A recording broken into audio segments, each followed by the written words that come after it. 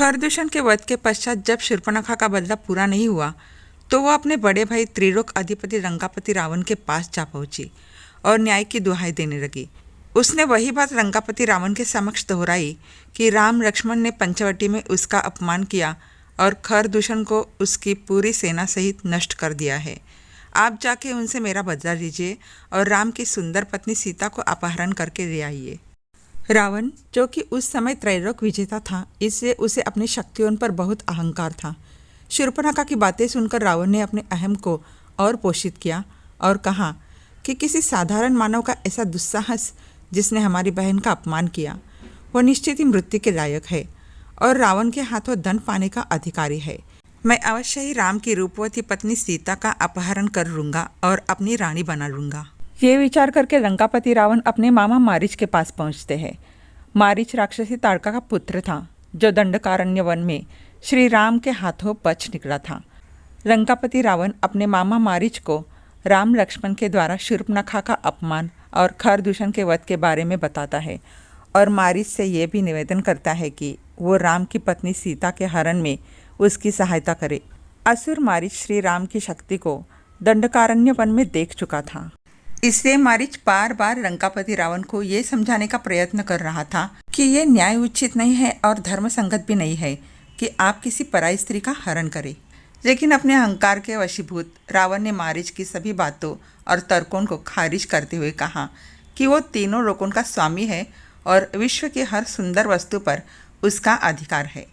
इसके बाद लंकापति रावण मारीच को धमकी देता है कि यदि वो उसकी सहायता नहीं करेगा तो वह मृत्युदंड पाएगा। रावण द्वारा मृत्युदंड से बचने के लिए मारीच आखिरकार उनकी सहायता करने के लिए तैयार हो जाता है और पूछता है कि वो रावण की सहायता किस प्रकार कर सकता है। तब लंकापति रावण मारीच को कहते हैं कि तुम एक अद्भुत स्वर्ण का रूप धारण करो, जिसके सींग सोने के हो और जिसकी चमड़ी सुनहरे रंग की हो। ऐसे अद्भुत हिरण को देखकर सीता अवश्य ही उनकी मांग करेगी और राम लक्ष्मण को उसका शिकार करने के लिए बोलेगी। जब राम लक्ष्मण उस सुनहरे हिरण के पीछे पीछे जाएंगे तब मैं सीता का हरण कर लूँगा। रावण की बात मानकर मारीच एक अद्भुत सुनहरे हिरण का रूप धारण करके श्री राम लक्ष्मण की कुटिया की तरफ जाकर विचरण करने लगता है। सीता जी की नज़र जब उस हिरण पर पड़ती है तो वो उस स्वर्ण के सुंदर रूप को देखकर मोहित हो जाती है। कुटिया में आकर वो श्री राम लक्ष्मण को उस स्वर्ण मृग के बारे में बताती है और इच्छा जाहिर करती है कि वो मृग उन्हें चाहिए। सीता की इच्छा का मान रखते हुए श्री राम लक्ष्मण को वही छोड़कर हिरण रूपी मारीच के पीछे धनुष बाण लेकर चल पड़ते हैं। श्री राम को अपनी ओर आता देखकर योजना के अनुसार मृग के वेश में मारीच कुटिया से दूर भाग जाता है, जिसके पीछे श्री राम भी चले जाते हैं। कुछ समय तक स्वर्ण मृग के पीछे भागते हुए श्री राम उस पर बाण चला देते हैं। बाण लगते ही मारीच श्री राम के जैसे स्वर में चिल्लाने लगता है, हे सीते, हे लक्ष्मण, हे सीते, हे लक्ष्मण। श्री राम जैसे स्वर में अपना और लक्ष्मण का नाम सुनकर सीता जी को यही लगता है कि श्री राम पर कोई संकट आ गया है और वो मदद के लिए लक्ष्मण और उन्हें पुकार रहे हैं। इसलिए सीता जी लक्ष्मण को तुरंत अपने भैया की सहायता के लिए जाने को कहती है, लेकिन लक्ष्मण उनकी बात मानने से मना कर देते हैं, क्योंकि लक्ष्मण जी को ये पता था कि श्री राम का कोई भी कुछ भी बिगाड़ नहीं सकता, ये किसी असुर की चाल हो सकती है। लेकिन अपने पति के ऐसे स्वर सुनने के बाद सीता जी को शांति नहीं हो रही थी और वो लक्ष्मण को बार बार जाने के लिए कहती है। जब लक्ष्मण नहीं मानते हैं तो वो उन्हें अपशब्द कहने लगती है। अंत में लक्ष्मण जी के पास कोई और रास्ता नहीं होता है, इसलिए वो सीता जी की सुरक्षा के लिए कुटिया के दहलीज के पास एक रेखा खींच देते हैं और बोलते हैं कि जो भी इस रेखा को पार करने की कोशिश करेगा वो जलकर भस्म हो जाएगा। अंत में लक्ष्मण जाते जाते माता सीता से कहते हैं कि आप कितनी भी विकट परिस्थिति में इस रेखा को पार नहीं करेंगी और कोई भी असुर, देव या जीव इस लक्ष्मण रेखा को पार नहीं कर पाएगा। कहकर लक्ष्मण कुटिया से चले जाते हैं। लक्ष्मण जी के जाते ही कुटिया के आसपास झाड़ियों में छुपा हुआ रावण बाहर निकलता है और कुटिया के अंदर जाने की कोशिश करता है, लेकिन जैसे ही रावण लक्ष्मण द्वारा खींची गई लक्ष्मण रेखा पर पैर रखता है तो उसके पैर जल जाते हैं। बार बार प्रयत्न करने के बाद भी जब रावण कुटिया में प्रवेश नहीं कर पाया तो उसने दूसरी योजना सोची।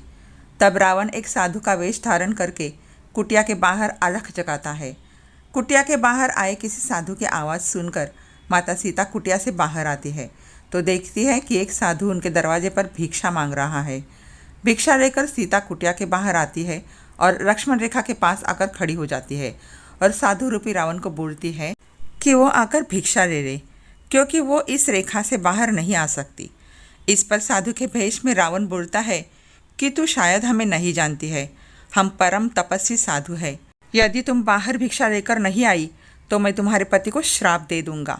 अपने पति श्री राम को साधु क्रोध के अनिष्ट से बचाने के लिए सीता रोते हुए लक्ष्मण रेखा को पार करके साधु के पास चली जाती है। फिर बोलती है, हे मुनिवर, कृपया करके मेरे पति को श्राप मत देना, मैं भिक्षा लेकर आ गई हूँ।